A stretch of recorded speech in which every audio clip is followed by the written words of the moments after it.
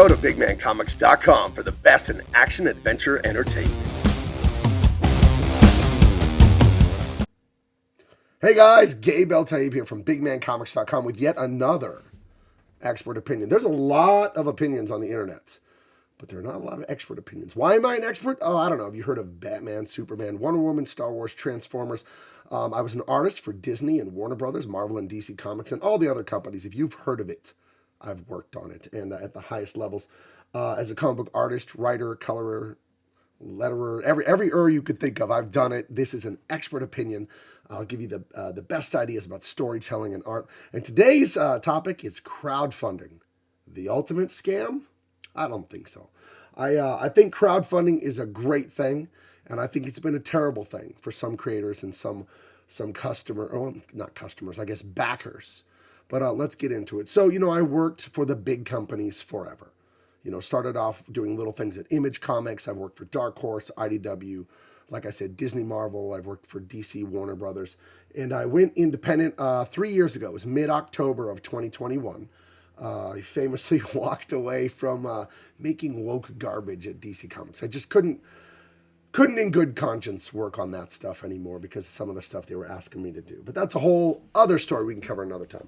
So I went independent, and I've done crowdfunding and stuff like that ever since. Started my own publishing company. There's a beautiful double-page spread right behind you from one of my books coming up, Empyrean, being done with my friend Cain and the Webb family. It's based on a story by the Webb family, some old friends of mine. And we have a lot of other books coming, but that's besides the point. We will be crowdfunding this stuff going forward. But crowdfunding, is it a scam? Is it the ultimate scam? I come from a family of entrepreneurs, right? My father was a chef and did like catering stuff. It's funny, my father being an Arab, his best friends are Jews in Denver, Colorado. And he did like Jewish kosher catering for years for bat mitzvahs and other big celebrations. And I would help him do those when I was a young man in like high school. I think all the way back to middle school through like college age, I would help. And you'd be cooking like 16, 18 hours a day for these big ballrooms, 600 people, 1,000 people. And shout out to the Jewish food. Ooh, the kishka, the corned beef, delicious. Anyway, my father is entrepreneurial. My grandfather, my maternal grandfather, he and my grandmother, they had a Mexican restaurant and tortilla factory after World War II, all the way up into the 90s when they retired. My uncle was an attorney, my mom's brother. And so the three big men in my life growing up were entrepreneurs. So they completely normalized that for me as a young boy. It's like, yeah, you just work for yourself. And I remember telling my own children when they were younger, they're both adults now, my kids are in their 20s, don't work for anyone else a minute longer than you have to. Now, we all have to work for other people unless you're born with a silver spoon in your mouth. And if you are born rich, God bless you. No jealousy from me. Not a hater, never will be. But if you're born poor or middle class here in America, you're going to have to work for other people. I worked at Pizza Hut. I mowed yards. I worked in a cardboard box factory. I was a janitor. I've done it all. I've done all kinds of jobs. But I started illustrating part-time when I was in college. I started doing like the Garfield, Dilbert style strips for my college newspaper and did very well right off the bat. I think in the span of a year and a half, I won like 15 awards, including the highest award you can win for writing. It was for comedy writing for my comic strips from Columbia. Yeah, that Columbia University in 2004. 20 years ago, I won that award. Wow. And, I went on to do smaller stuff at Image and a Halloween prop company. I did concept art for them and the city newspaper there in Colorado, in Greeley, Colorado. And I built my career, and eventually ended up at my dream job that I've dreamed of working at since I was 13. I loved Jim Lee's X-Men #1 from 1992. And I ended up working for Jim Lee. He hired me in the end of 2007. I started in 2008. Worked at DC Comics and all that forever. But let's get back to crowdfunding. I'm laying down that history of hard work my whole life and being entrepreneurial. Like even the first job I had was mowing yards. And it wasn't like mowing a yard across the street. It was starting in 7th grade. It was 7 a.m. to like 6 or 7 p.m. on a Saturday. So 12 hours of mowing like 20, 30 yards with my brother and my cousin Tim, who's 6 years older. So I was like 12 and he was like 18. And he had grass choppers here in San Diego. And we would go around in his little Suzuki Samurai pulling a trailer, and we'd just mow yards all day long. And again, that's entrepreneurial. That's my family. That's what we learned. So I took easily to crowdfunding. Like, oh, it's a good idea. I saw people doing it, learned a little bit more about it, and I took my first stab at it, making the great, people love this book, The Great Truth, Justice, American Way. We did over 6 figures on that. I thank you all that got it. I love this book. I'm very proud of it. Everyone that got it is just astonished at how good it is. And it's really a blessing to be able to spread awesome, classic superhero action with uplifting messages that are ultra entertaining and not preachy. And again, that's what we do at Big Man Comics. We're the first, as Mike Barron, one of my best friends, he got me into Image Comics. I drew an issue of his Detonator book in 2003 or 4. It's like The Punisher. That was my first penciling gig at Image, like doing a whole book. Mike Barron says the first goal as a writer is to entertain. And I'm very proud of Truth, Justice, American Way. That was my first book. It did really good financially, and it was critically received too, so commercial and critical success, and we crowdfunded that. And to me, knowing my grandpa, my dad, my uncle, the men in my family, the men in my world growing up, setting the example for me, it's the customer is always right. The customer is king, and customer service is number one. So everyone I've dealt with in this, they got the book, they got it in a timely fashion, and it was the highest caliber quality that I could put out. It's a full effort. And I really think if you're going to go on TV and you're going to go on the internet, and all the things I did when I was promoting this book, I was on Fox News, Newsmax, Real America's Voice, countless radio interviews. I talked about this so much in public. Also, of course, on YouTube and Twitter and Instagram. I put my face and my name, Eltaeb, you see it at the bottom of the screen there. I put my name out there, my dad's name. That is the family name. It doesn't belong to me until I earn it, right? I cannot disgrace that name. And I ran into some real messes with Truth, Justice, American Way. Long story short, my original partner, in my attorney's opinion, was a material breach of contract, refused to draw the book.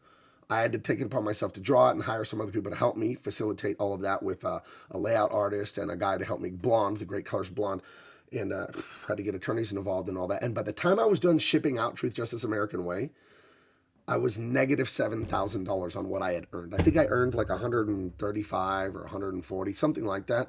And by the time I had spent money to print and ship and then hire people and the money I wasted on the guy that broke our contract, allegedly according to my attorney, I was negative 7,000. And a lot of people in crowdfunding would just walk away. The project is kaput. It's a mess. Not my fault. The other guy broke the contract. And that's true for me. I didn't do anything wrong. The other guy, he ruined the whole thing. Completely irresponsible and dishonest. Completely irresponsible and dishonest. Ripped me off for over $20-something thousand. Broke our contract by refusing to draw what was in the script when he had signed his name to the contract saying he would draw what me, an award-winning writer, was writing. He's not a writer, and he had some horrible ideas for the story. And I said, no, I'm the writer. That's in the contract. And he said, do it yourself. And that is material breach of contract. So ripped me off, ripped the fans off, and I could have just walked away. I could have just said, hey guys, my guy ripped me off $24,000 or $5,000. I don't think I have enough to finish this. Sorry. And that would have been all legal, because the way crowdfunding works legally is you're not buying a product. You're funding a project. Maybe it'll come out, maybe it won't. And we've seen plenty of that. We've seen people take money and ghost. You guys have seen that. You fans that have backed this up, you've seen it, and it's terrible. It's disgraceful. And like I said, I went through this project and finished it and delivered it. And I was negative $7,000. Now, not negative $7,000 in my whole life. Like I have money, like whatever, I'm fine. But like for the money I earned, the $135,000, that was all gone minus another $7,000 to get this into your hands. And I'm happy to do it. I'm happy to do it because I put my name on it. I said, I will do this. And you guys said, okay, we'll support this vision of yours. So I had to deliver. I remember telling my wife when things had gotten so bad with this project, I said, the only way I'm not going to finish this is if I die. Literally. And that former partner of mine tried to do some other things to sabotage the book. I'm not even kidding you. Some behind the scene things that I never told anybody. Just going to Indiegogo and saying that I was like these characters didn't belong to me and blah, blah, completely defamatory according to my attorney. And we got past all that. We got it all sorted out legally. And that's what you got to do. When people do monkey business like that and they start messing around, you got to get the lawyers involved. You have to. You have to let the professionals handle that. So my whole point is it was it is the worst thing that's ever happened to me in my life professionally. And I still got the book out. And the book is a masterpiece, if I may humbly say so. And that's the point there where crowdfunding is not a scam. I understand books are late. I understand things happen to people. People get sick. People have family catastrophes, whatever goes on. And if a book is late because of that, that's fine. You just got to be upfront with the audience. You got to stay in contact. Tell them it's coming. Here's the situation. You know what I mean? You have to. You owe them that respect. So I would say I acquitted myself quite nicely, and I've been paid with respect and gratitude from the fans for that. They support me on future projects. My next project was just even better than the first one. It was Dean Cain, All-American Lawman. Hooked up with Superman himself, who's become an actual very good friend of mine. And we created basically our own James Bond, Indiana Jones, Jack T. Colton from Romance of the Stone, our own swashbuckling hero. He's not CIA or military or anything like that. He's an international man of mystery and adventure. We're not really sure of his origins. And this is a 120-page thrill ride. This is awesome. And I just finished the layout, the plot layout for Volume 2. So once my friend Akeon is done illustrating this book that you see behind me, Empyrean, which is our love letter to Star Wars, that's another 120-page book. He's up to page 90. Once he's done with that, we're going to get him rolling on this in October and November on Volume 2 of Dean Cain. You can get these, the ones you see on screen, you can get those at bigmancomics.com right now. So I think crowdfunding is, and this book, Dean Cain, is a critical and financial success. We did great sales on that. I am humbled by you guys. You did fantastic for us. It's unbelievable. It really launched this company of mine into the stratosphere, and we've got a lot of great books coming because you guys have been so spectacular. And I'm just overjoyed. I'm having more fun than I've ever had as a creator in my entire life, and I think it's because of your support. Of course, you guys are amazing, and it's because I lived up to my responsibility when the poop hit the fan with this book, because if you knew how I felt when this thing went sideways and my partner just broke our contract and ripped me off, a lot of people would have just walked, and a lot of people would have just understood, like, yeah, dude, I understand why you walked away. It was awful. If it wasn't for my faith in God and my wife and my family, the people around me, and my good friends that came in, Akeon, again, this master illustrator here, he laid out the book for me, dude. Like, oh my God, that saved me on so much time. And he's like an amazing illustrator. And then my good friend Blonde came in and colored it for me. I colored the first 10. I started looking at the counter. I'm like, oh my God, my partner already blew the deadline on this. I've got to hurry up and get it out. I wanted to get it out before Comic-Con of 23. So I brought in a layout artist and a colorist, and it came out beautifully. So I want to thank everyone on that. I'm currently spending my days, and I'm going to cover part of this image. I don't want anyone to see it. So hold on, let me place this over. This is my cover to Dean Cain, All-American Lawman, Volume 2. Now I'm covering it with Volume 1. Let me move this thing out of the way. So that's what I'm going to go back to ink. It's a healthy girl, I'll say that. But yeah, I'm inking that. It's called The Hong Kong Connection. It picks up right where Volume 1 left off, and there's some really fun stuff. We get to visit Hong Kong, which is the locale where so many of those great Van Damme, Jackie Chan, Sammo Hung, Bruce Lee, I mean, you name it. Hong Kong martial arts cinema mixed in with our character, Chris Tanaka from Dean Cain, All-American Lawman. You're going to get the best of 80s and 90s style action. And I threw in like Ocean's 11, like a heist. There's like a heist in this one. So it's going to be so much fun. So when is crowdfunding a scam? Well, just take the opposite of what I said. Crowdfunding is a scam. And I hear it from customers when I see them talk about they invested in this and they bought this project or this video game or this board game or this comic book, and it's vaporware, right? It's never coming. There's no updates. There's just excuses. And again, to the creators that ask for the crowdfunding and don't fulfill, like, I get it, dude. Things can happen. Really bad things can happen. Stuff like your partner breaching the contract and stealing tens of thousands of dollars from you. That kind of stuff can happen. And but you got to persevere. And if you find yourself in a spot where you can't complete the comic book, the board game, the whatever, just tell them. Just tell them, and the chips will fall where they fall. And if you have to walk away and your reputation gets burnt, you can rebuild it. America loves a comeback, right? So I would tell anyone out there, don't give up, don't quit. Crowdfunding is not a scam. Crowdfunding is what you make of it. And if you want to put your name out there and you don't want to be professional, then you will reap those results. So again, to me, when this whole truth justice thing went absolutely sideways, it was so terrible, guys. I try to laugh at it now, but it was bad. I just had to pray. I had to pray so much and work so hard to get this thing out there because I knew, dude, I went on Fox News multiple times. I had patriots emailing me, writing me. I had people call me. Like they found my phone number to compliment me, sending me books and things. Read my book in the mail. And do you want to come on this radio interview? And that I did so many interviews. And I that's how I met so many great friends. That's how I became friends with Tyrus and Matthew Marsden and Dean Cain. And I got really close with the people at Babylon Bee because of what happened with me and DC Comics and then going into Truth, Justice, American Way. So I'll tell you guys out there, if you're facing a situation similar in your life and everything is shattered and on the ground, you got to turn to God.